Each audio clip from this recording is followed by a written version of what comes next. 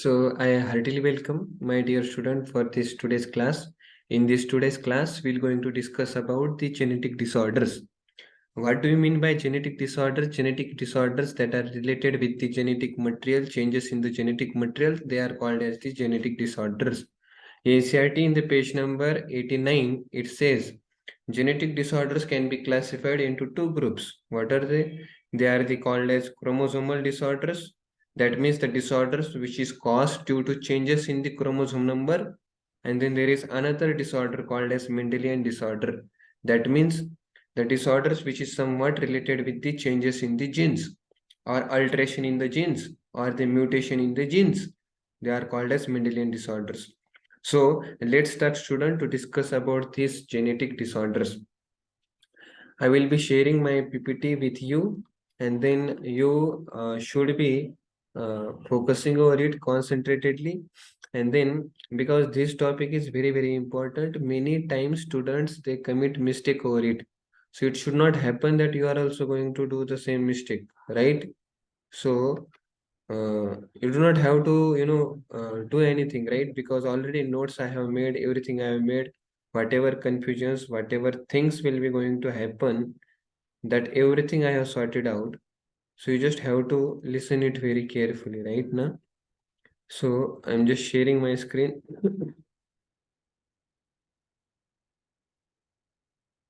So in this class, the already topic is discussed with you. The genetic disorder will be going to explain.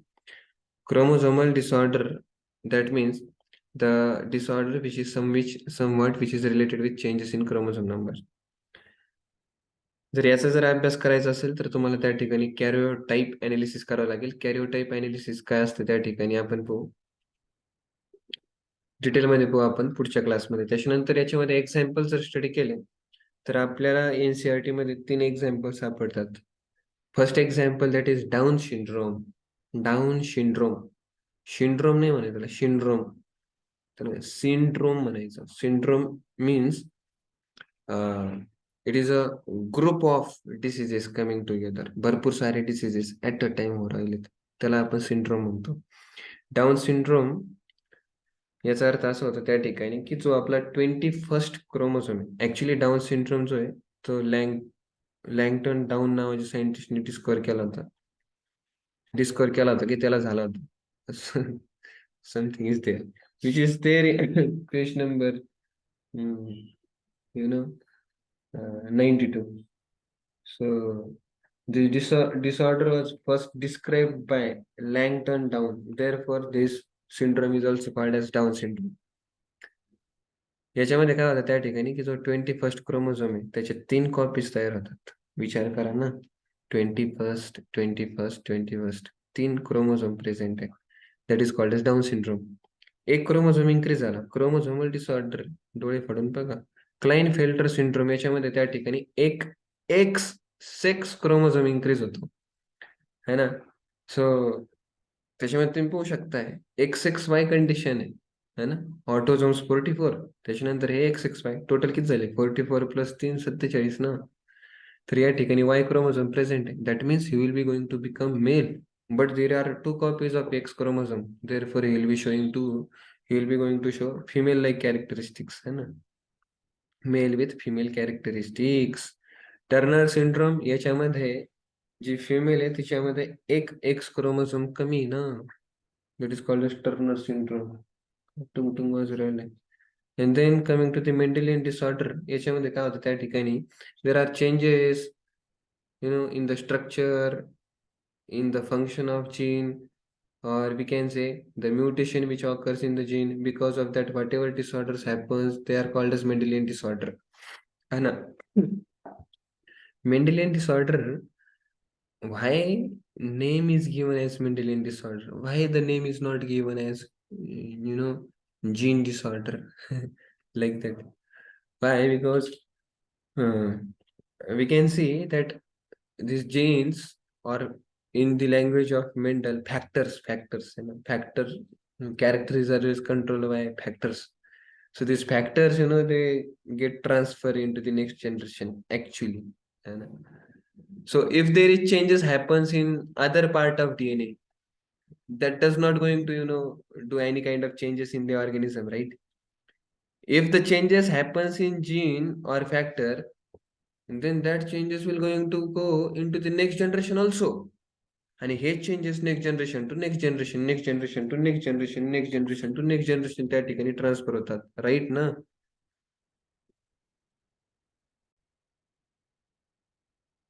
Yes. So you understand that means if there is changes in the gene, the same changes will going to transfer into the next generation. The same changes will be going to transfer into the another next generation. म्हणजे जे disease next generation मध्ये आहेत, chances आहेत की ते diseases next generation मध्ये transfer होईल. Defective अलील next generation मध्ये ट्रान्सफर केला जाईल. म्हणजे तुम्ही पाहू शकताय की डिफेक्टिव्ह अलील एका जनरेशन कडून नेक्स्ट जनरेशन कडे जाणे ह्याच प्रोसेसला आपण म्हणतो इनहेरिटन्स किंवा transfer of characters from one generation to another generation is called as inheritance.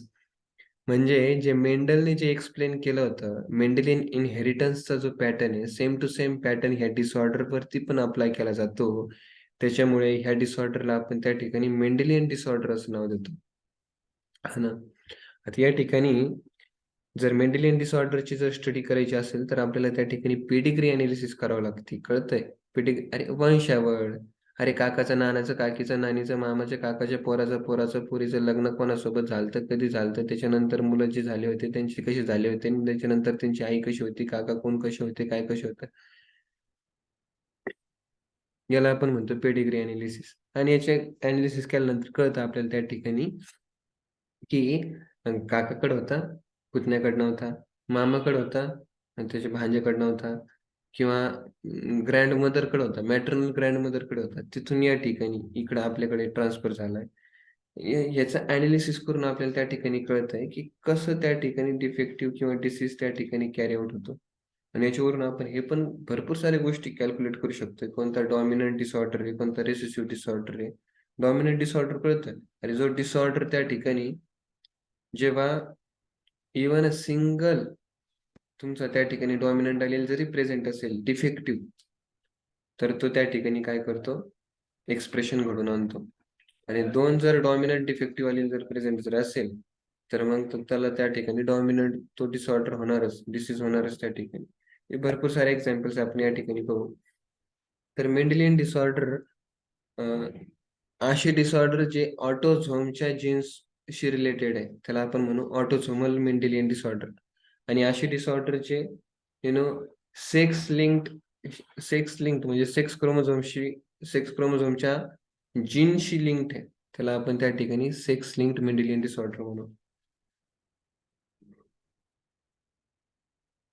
Yes. तर या ठिकाणी बघा, ऑटोझोमल डिसऑर्डर दोन प्रकारचे, डॉमिनंट आणि रिसेसिव्ह.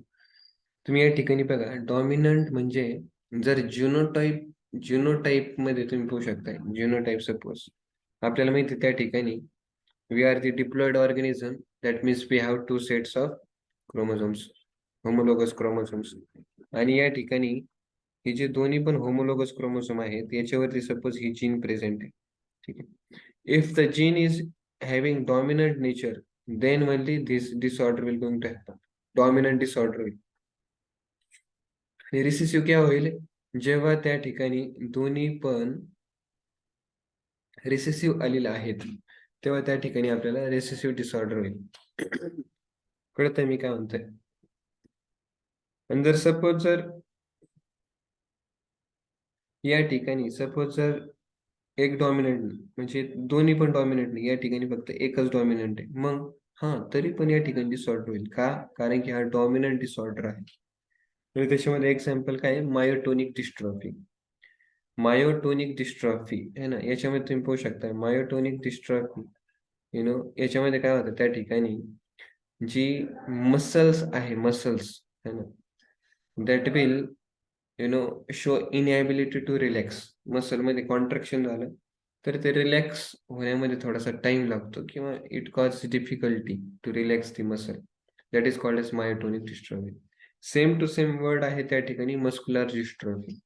हा वर्ड पण त्या ठिकाणी ध्यानात ठेवा. मस्क्युलर डिस्ट्रॉफी हा तुमचा एक्स लिंक्ड डिसऑर्डर आहे है ना.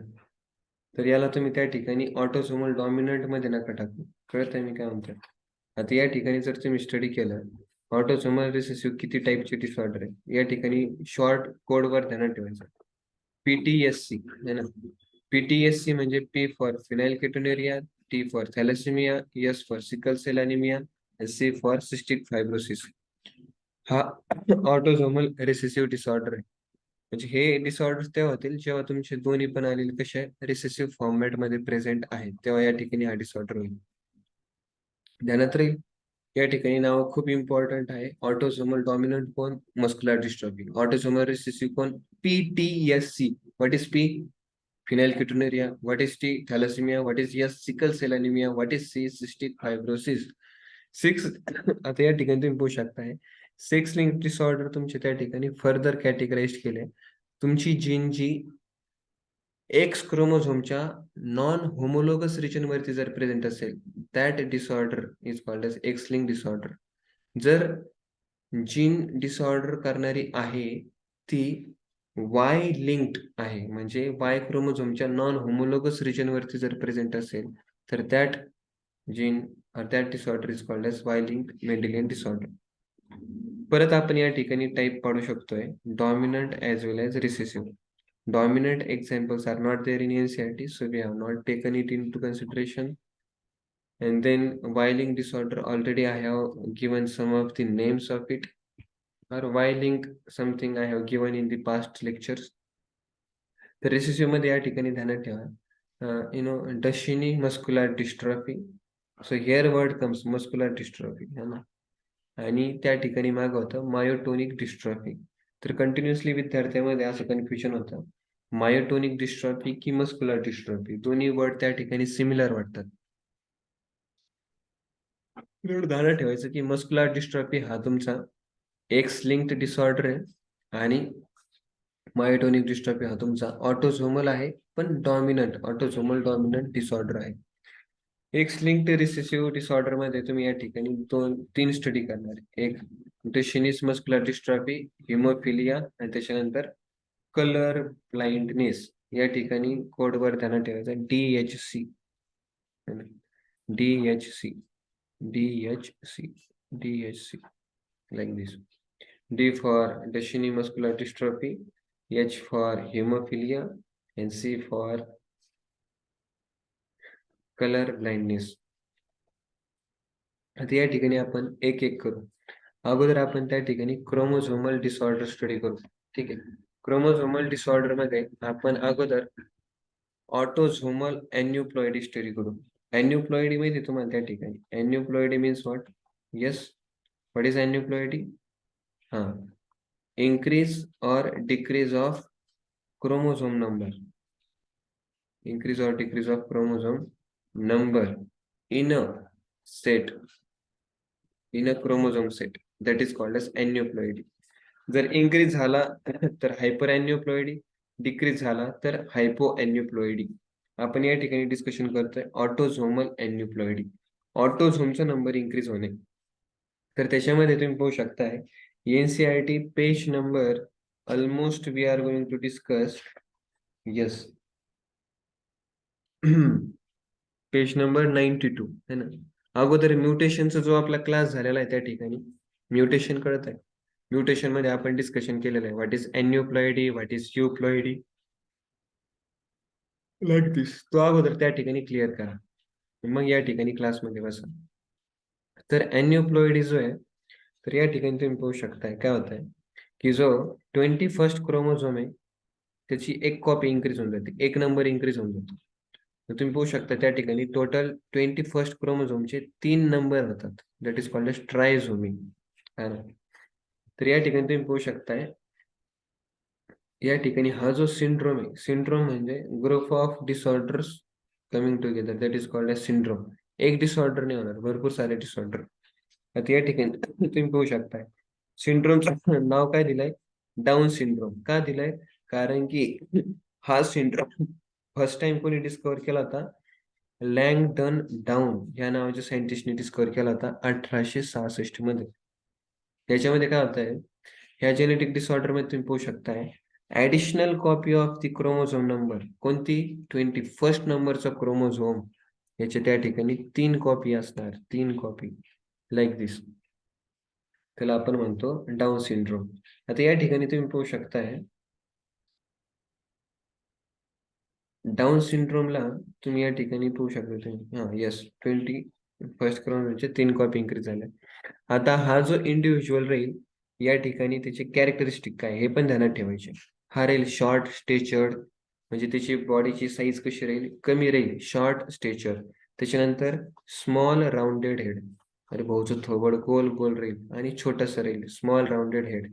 आणि हायपोगोनॅडिझम, हायपोगोनॅडिझम मीन्स जे गोनाड्स असतात, जर मेल असेल तर मेल गोनाड टेस्टिस, फिमेल असेल तर फिमेल गोनाड ओव्हरी, यांची त्या ठिकाणी प्रॉपर डेव्हलपमेंट होणार नाही. याला आपण या ठिकाणी म्हणतो हायपोगोनॅडिझम. आणि त्या ठिकाणी तुम्ही बघू शकता, ह्या लोकांचं थोडंसं तोंड थोडंसं असं उघडं राहतं, असं असं असं. थोडंसं तोंड उघडं राहतंय. That is called as partially opened mouth. Continuously त्यांचं तोंड तसं उघडच राहणार. आणि तुम्ही बघू शकता त्यांचे जे पाम आहे, पाम, पाम म्हणजे पंजा, पंजा थोडासा तुम्ही या ठिकाणी बघू शकता ब्रॉड असतो, ब्रॉड. आणि सोबतच तुम्ही बघू शकता त्या ठिकाणी एक हातावरची लाईन अशी स्ट्रेट असते, इथून तिथून स्ट्रेट दिसणार तुम्हाला त्या ठिकाणी. बाकीच्या लाईन्स गायब असतील ऑलमोस्ट, पण एक स्ट्रेट लाईन त्या ठिकाणी ट्रान्सफर्स लाईन रन करताना दिसेल. त्याला आपण म्हणतो पाम क्रीज.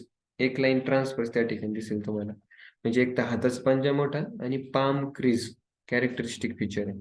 त्याच्यानंतर तुम्ही पाहू शकता या ठिकाणी हे लोक जे असतात, त्यांचा थोडासा आयक्यू कमी राहतो. आयक्यू, आयक्यू आयक्यू कळतो, आयक्यू इंटेलिजंट क्वोशंट.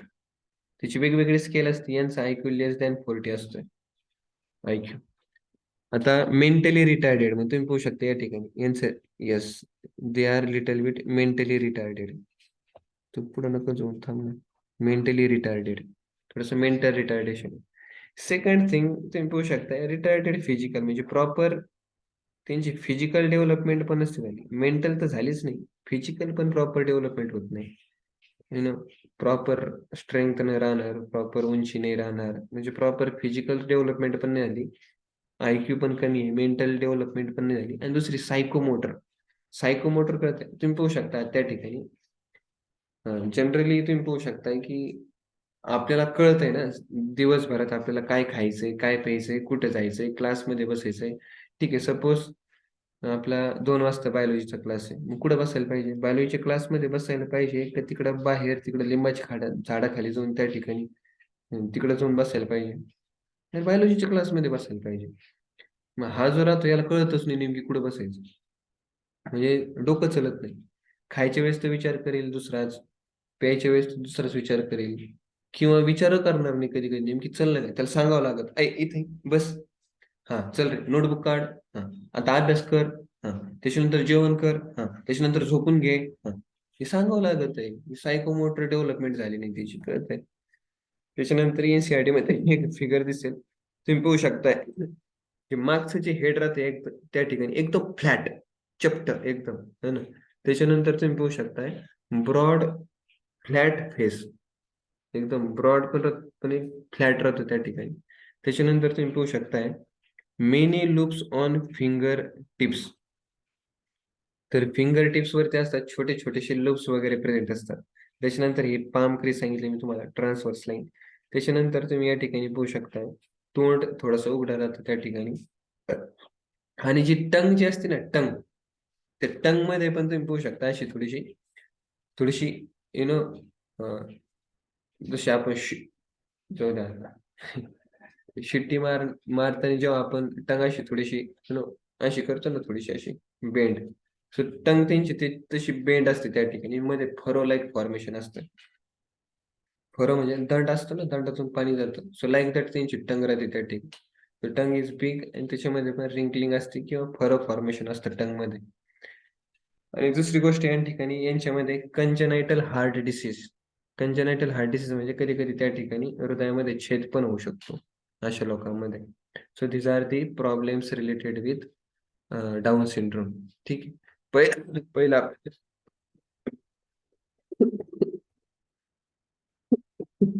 पहिलं आपण पाहिलं त्या ठिकाणी त्यांची उंची कमी आहे, short stature according to NCERT. त्याच्यानंतर तुम्ही या ठिकाणी पाहू शकताय स्मॉल राऊंड हेड. त्याच्यानंतर फरोड टंग, टंग अशी राहील त्या ठिकाणी, जसं आपलं पाणी जातं ना तशी फरोड टंग राहील त्या ठिकाणी त्यांची. आणि पार्शली ओपन माउथ, थोडंसं तोंड उघडं राहतं. त्याच्यानंतर palm is broad with characteristic palm grease, and then there is a physical, psychomotor, and mental development is retarded. So these are all the characteristic related with Down syndrome.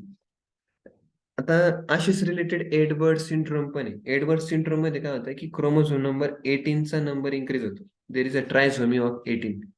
पटाऊ syndrome, काय Patau आहे काय Edward आहे, या ठिकाणी 13 नंबरचा chromosome increase झाला, trisomy of 13. There are details to explain about this, but there is no need of it. And then there is also called as cry-do-chat syndrome. cry-do-chat syndrome. ठीक आहे. याच्यामध्ये त्या ठिकाणी ना क्रोमोझोम जो आहे त्याचा नंबर इन्क्रीज डिक्रीज नाही होत. पण या ठिकाणी तुम्ही पाहू शकताय हा सेंट्रोमियर आहे आणि हा सपोज क्रोमोझोम नंबर 5th आहे. नॉर्मल फिफ्थ क्रोमोझोम असे आहेत. पण तुम्ही या ठिकाणी पाहू शकता जो शॉर्ट आर्म असतो त्याला आपण म्हणतो पेटिट. पेटिट म्हणजे छोटा. आणि मग दुसऱ्याला आपण म्हणतो पी आर्म, क्यू आर्म. मग क्रायडोचार्ट सिंड्रोम मध्ये काय होतं एक्झॅक्टली, जो 5th नंबरचा क्रोमोझोम आहे त्याचा टर्मिनल डिलिशन होत आहे. आणि तुम्ही पाहू शकता टर्मिनल डिलिशन होत आहे. आणि याच्यामुळे काय होतं त्या ठिकाणी की मोस्टली अशा काही जीन्स असतात ज्या क्रोमोझोम 5th वरती प्रेझेंट असतात, ज्या आपल्या व्होकल कॉर्डला रेग्युलेट करतात, development of proper vocal cord.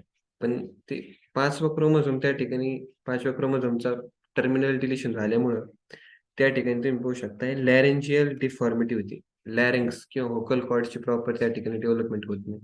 मग जो एकदम न्यू बॉर्न चाइल्ड असतो ना त्या ठिकाणी जस्ट नुकताच जन्मलेला चाइल्ड, त्याच्या रडण्याचा जो आवाज आहे ना तो त्या ठिकाणी असं येतो.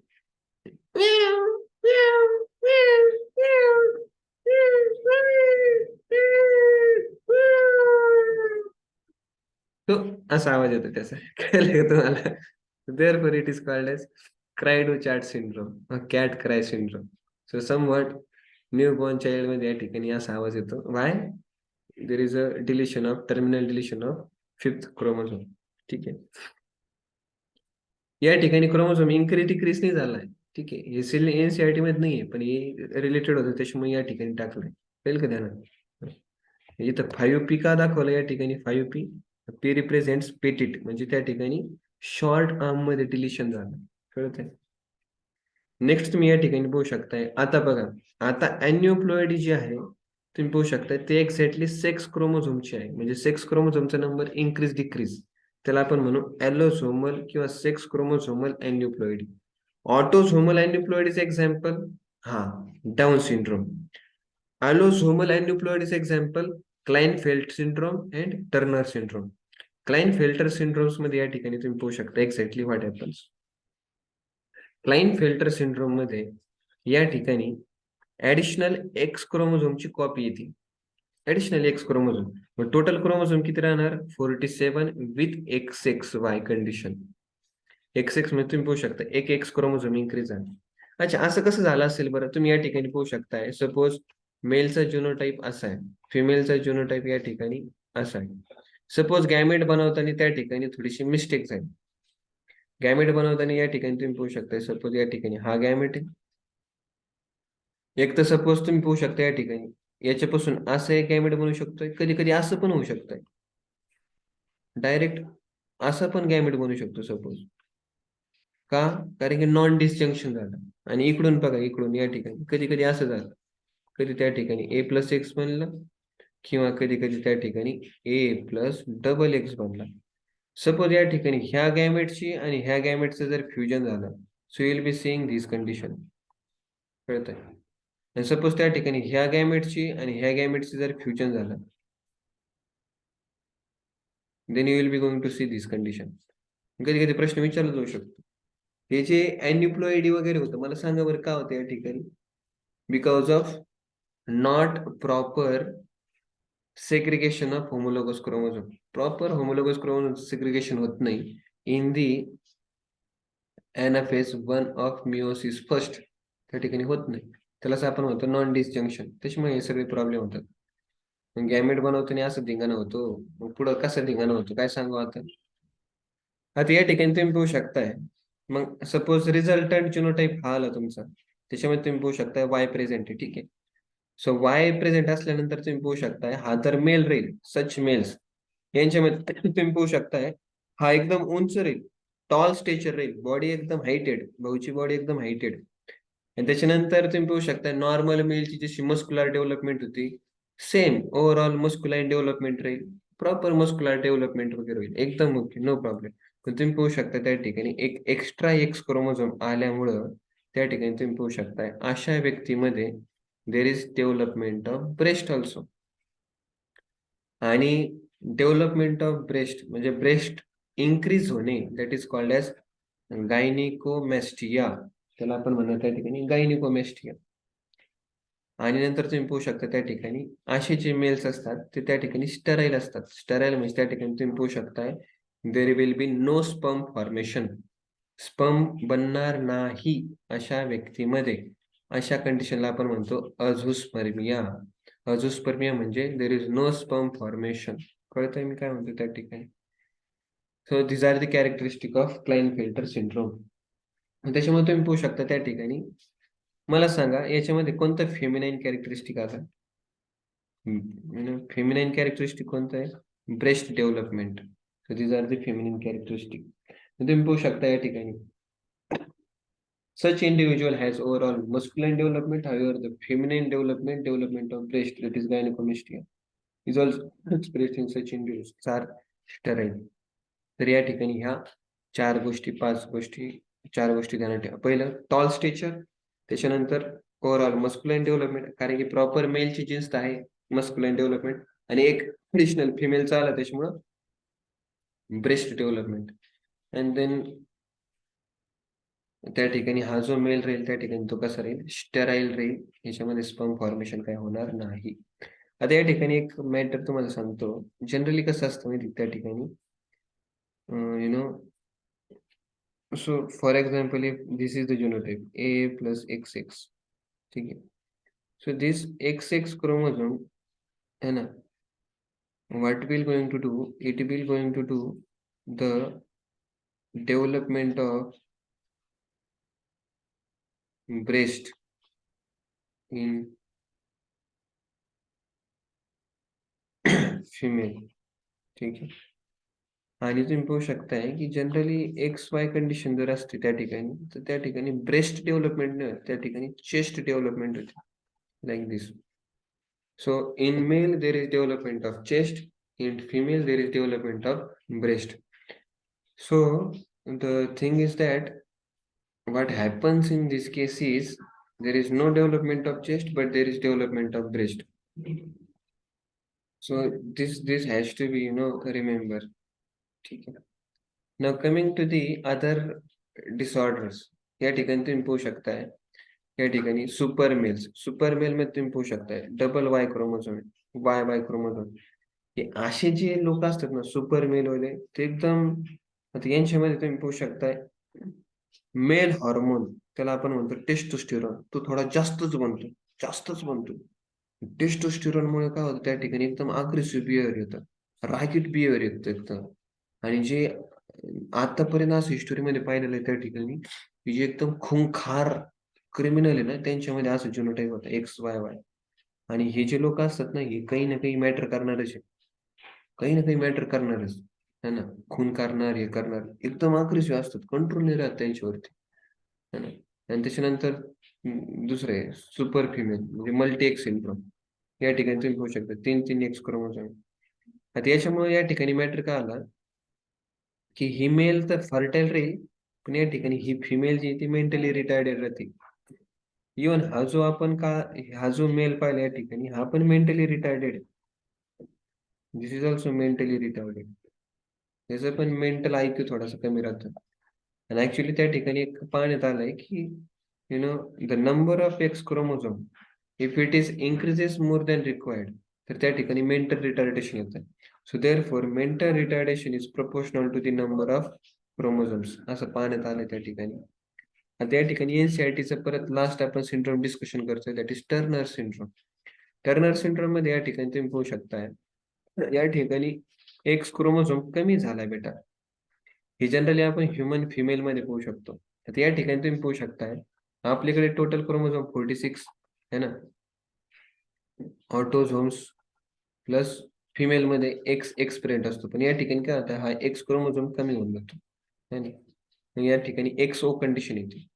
XO मग त्या ठिकाणी एक कमी झाला, त्याच्यानंतर टोटल किती क्रोमोझोम राहिले, 45. सो अशी कंडिशन त्या ठिकाणी येऊन जाते. अच्छा, असं कधी होऊ शकतं बरं, बघा बरं. सपोज फॉर एक्झाम्पल त्या ठिकाणी मेल मध्ये है ना, मेल मध्ये सपोज या ठिकाणी A+0 कंडिशन आली. सपोज मेलने गॅमेट बनवले. मेलने गॅमेट कसे बनवायला पाहिजे बरं, मेलने ऍक्च्युली गॅमेट A+X A+Y असं बनवायला पाहिजे होतं. सपोज मेलने गॅमेट असे बनवलं, A+0 असं गॅमेट बनवलं सपोज, है ना. तर आणि सपोज या ठिकाणी फिमेल आहे A+XX, तिने पण सपोज त्या ठिकाणी अशी कंडिशन केली, A+0 वाली कंडिशन केली, तिने पण असं गॅमेट बनवलं. सपोज हे मी काय दाखवतो, हे मी तुम्हाला ऍबनॉर्मल गॅमेट दाखवतो. ऍबनॉर्मल असे गॅमेट बनले तर काय होऊ शकतं. त्याच्यानंतर सपोज एक नॉर्मल गॅमेट बनवला, सपोज असा, ठीक आहे, असं सपोज गॅमेट बनला नॉर्मल. सपोज इने पण सपोज एक नॉर्मल गॅमेट बनवला. सपोज इचा नॉर्मल गॅमेट आणि याचा अबनॉर्मल गॅमेट जर फ्यूज झाला, तर तुम्ही पाहू शकता या ठिकाणी अशी कंडिशन, येस ऑर नो. किंवा ह्या मेलचा नॉर्मल गॅमेट आणि फिमेलचा ऍबनॉर्मल गॅमेट फ्यूज झाला, तर तुम्ही पाहू शकता अशी कंडिशन. कळतंय मी काय म्हणतो ते, फक्त मी तुम्हाला सांगू राहिलो, तुम्हाला डोकं लावायचं तर लावा. आता या ठिकाणी काय आहे की एक एक्स क्रोमोझोमच कमी आहे, त्याच्यामुळे या ठिकाणी तुम्ही पाहू शकता याची हाईट जी आहे ती एकदम कमी राहते, बुट्टी, शॉर्ट स्टेचर. त्याच्यानंतर हायपोगोनेडिझम म्हणजे त्या ठिकाणी तुम्ही पाहू शकता की जे डेव्हलपमेंट ऑफ ओव्हरी आहे, ती ओव्हरी प्रॉपरली त्या ठिकाणी डेव्हलप होणार नाही. Ovaries are rudimentary, not properly developed. आणि ओव्हरी प्रॉपरली डेव्हलप झाल्यानंतर ओव्हरीमध्ये गॅमेट ओव्हा प्रॉपरली बनत नाही, they are sterile like this. So that is the thing. आणि because of lack of female hormones, तुम्ही त्या ठिकाणी पाहू शकता secondary sexual characters including menstrual cycle, ती पण त्या ठिकाणी पाहायला मिळते. Lack of menstrual cycle, secondary sexual characters त्या ठिकाणी कमी राहतात. आणि त्याच्यानंतर यांची जी मान असते त्या ठिकाणी वेब्ड नेक असते. वेब्ड म्हणजे एकदम अशी अशी अशी वेब्ड नेक असते, म्हणजे नेकच गायब झाली जवळपास असं. That is called as webbed neck. आणि तिसरी गोष्ट त्या ठिकाणी यांच्या हृदयाच्या व्हॅस्क्युलर सिस्टीम मध्ये थोडासा प्रॉब्लेम असतो. आता या ठिकाणी काय होतं की आपल्याला माहिती त्या ठिकाणी हार्ट इज देअर, आणि हार्ट मध्ये 4 चेंबर असतात त्या ठिकाणी. Receiving chamber are called as atrium, pumping chambers are called as ventricles. तर जो तुमचा त्या ठिकाणी लेफ्ट ॲट्रियम लेफ्ट व्हेंट्रिकल आहे, तो तुमचा ऑक्सिजनेटेड ब्लडशी रिलेशनशिप शो करतो. म्हणजे व्हेंट्रिकल मधून त्या ठिकाणी ॲओर्टा बाहेर पडतो. ॲओर्टा म्हणजे तुम्ही पाहू शकता लार्ज व्हेसल, तिथून ब्लड ट्रान्सफर केला जातो पूर्ण बॉडी सिस्टीम कडे. मग हा जो ॲओर्टा असतो या ठिकाणी, ह्या ॲओर्टामध्येच त्या ठिकाणी काय होतं, थोडंसं कॉन्ट्रॅक्शन व्हायला लागतं किंवा प्रॉब्लेम व्हायला लागतात, कॉन्ट्रॅक्शन लाईक दिस. ह्या फिमेल मध्ये बरं का exactly, that is called as coarctation of aorta, not contraction, coarctation of aorta. याच्यामुळे ॲओर्टा त्या ठिकाणी साईज कमी कमी कमी होते, आणि ब्लड जो आहे तो पूर्ण बॉडीला प्रॉपरली सप्लाय होत नाही. त्याच्यामुळे तुम्ही पाहू शकता या ठिकाणी हे जे लोक आहेत ना, हे 18, 19, 20 या वर्षातच मरून जातात कधी कधी. So this is the problem which is generally seen in Turner syndrome. So in this class we have studied about the chromosomal disorders. Chromosomal disorder का होता, due to either increase or decrease in the number of chromosomes, that is either due to aneuploidy. त्या ठिकाणी आपण aneuploidy discussion करतो. एक तर hyper अॅन्युप्लॉइडी असू शकते किंवा हायपो अॅन्युप्लॉइडी, एस इन दिस केस हायपो अॅन्युप्लॉइडी आपण या ठिकाणी पाहतो. तर याच्यामध्ये आपण 3 एक्झाम्पल पाहिले. First one is Down syndrome. Langdon Down यांनी 1866 मध्ये त्या ठिकाणी त्याचा शोध लावला. याच्यामध्ये 21st क्रोमोझोमची 3 कॉपी त्या ठिकाणी पाहतात. हा व्यक्ती त्या ठिकाणी शॉर्ट स्टेचर असतोय, त्याच्यानंतर याचं तोंड पार्शली ओपन असतंय, स्मॉल राऊंड हेड त्या ठिकाणी असते, मागून चपटा असतोय, फरो टंग त्या ठिकाणी प्रेझेंट असते आणि फिजिकल, मेंटल आणि सायकोमोटर डेव्हलपमेंट रिटार्डेड असते. This are the characteristic of what Down syndrome. त्याच्यानंतर तुम्ही क्लाइनफेल्टर सिंड्रोम पाहिला, दॅट इज ॲलोझोमल अॅन्युप्लॉइडी. याच्यामध्ये तुम्ही पाहू शकता एक एक्स क्रोमोझोम एक्स्ट्रा येतो मेलमध्ये, त्याच्यामुळे तुम्ही त्या ठिकाणी पाहू शकता याचं टॉल स्टेचर असतो हा. त्याच्यानंतर तुम्ही या ठिकाणी पाहू शकता की याची टॉल स्ट्रेचर, याची प्रॉपर नॉर्मल मस्क्युलर डेव्हलपमेंट होईल. सोबत त्या ठिकाणी there is development of breast, that is a feminine characteristic. हा मेल स्टराईल राहील. अझोस्मर्मिया कंडिशन या ठिकाणी प्रेझेंट राहील, that means no sperm count is present. आणि टर्नर सिंड्रोम या ठिकाणी आपण पाहतो की there is decrease in the X chromosome, hypoaneuploidy. याच्यामध्ये तुम्ही पाहू शकता ही जी मुलगी राहील त्या ठिकाणी शॉर्ट स्टेचरची राहील, ओव्हरीची डेव्हलपमेंट प्रॉपरली होणार नाही, हायपोगोनॅडिझम. त्याच्यानंतर ओव्हरी रुडिमेंटरी म्हणजे अनडेव्हलप्ड, आणि त्याच्यामुळे तुम्ही पाहू शकता स्टेराईल कंडिशन येईल त्या ठिकाणी. There is no proper formation of ova and it will lack female hormones, therefore there is no secondary sexual characters including menstrual cycles. आणि तिची नेक अशी राहील त्या ठिकाणी वेव्ड नेक, आणि सोबतच कार्डिओव्हॅस्क्युलर ॲबनॉर्मॅलिटीज या ठिकाणी आपण पाहू शकतो. 18 ते 20 वर्षामध्ये मरण्याचे खूप चान्सेस आहे because of the coarctation of the aorta. So this is the our first class related to the genetic disorder. In our second class, we'll be going to discuss about the Mendelian disorders. Thank you so much.